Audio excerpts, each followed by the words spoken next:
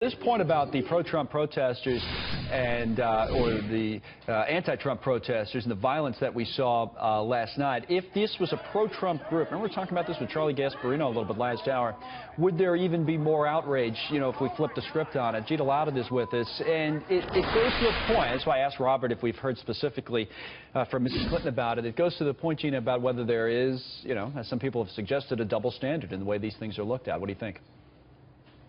Well, 100% there's a double standard, but the funny thing is, everyone expects this of that side. This is what's expected behavior of that side. So there's not only less outrage in, for example, the mainstream media, but there's less outrage even amongst conservatives because we just expect them to act like this because that's how their side acts. But here's the thing that's interesting.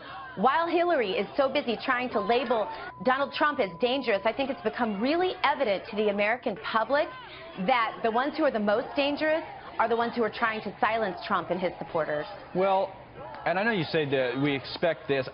Maybe we have grown used to it over the last few months, but this is different. I mean, sure, you could go back to 1968 and the Democratic Convention and all that people reference, but in terms of recent political history, there is something different about this year, and I don't know if it's just because of Trump or it's just because of how angry people are about other issues, but there is something different. I mean, that was different last night. That was quite violent, Well, I think that's right, and I think that Hillary essentially called for it in her speech yesterday that we all heard here in California. And I think she has to either be held accountable for that or admit that she's complicit in this. But meanwhile, I think good, rational, moderately minded liberals are going to be flocking to Donald Trump's campaign more than about $10 million worth of advertising. I'm not sure. I mean, at the same time, as we say many times when things get out of hand inside a Trump rally, that Donald Trump doesn't necessarily need to be blamed for that. The same should be true on the other side, right? That it's not necessarily blaming Mrs. Clinton for what's going on, but just saying that the question was whether she would come out and publicly condemn it. Her spokesperson, campaign manager has, but she hasn't come out herself and condemned it. I don't think that would be the same as blaming her. Well, I would go one step further, and I would say that she actually incited this yesterday in her speech. Which comment? She used. Which comment in the speech? The words she used.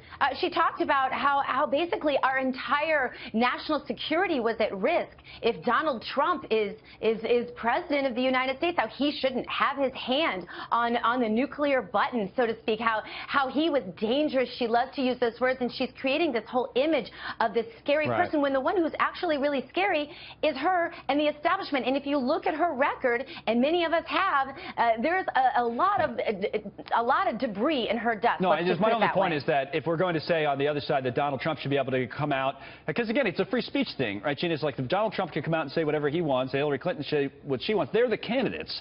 By what they say, to take the next step and say that somehow incites people, it's almost giving an excuse.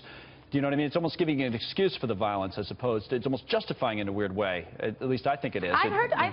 I understand you, and your point is taken, but I would say that the things that Donald Trump says are warning about what the establishment does in general and what policy can do to the average Americans, and it's all true, and we know it. What she said was that he is dangerous, that he is a threat, that she is insinuating that he is some kind of tyrannical leader that is going to fundamentally change America in horrible ways, almost alluding to something Nazi-esque. This is inciting, and I really see it that way, and I really think the mental process of the American public agrees. Okay, Gina, thank you. Gina Loudon out in California today.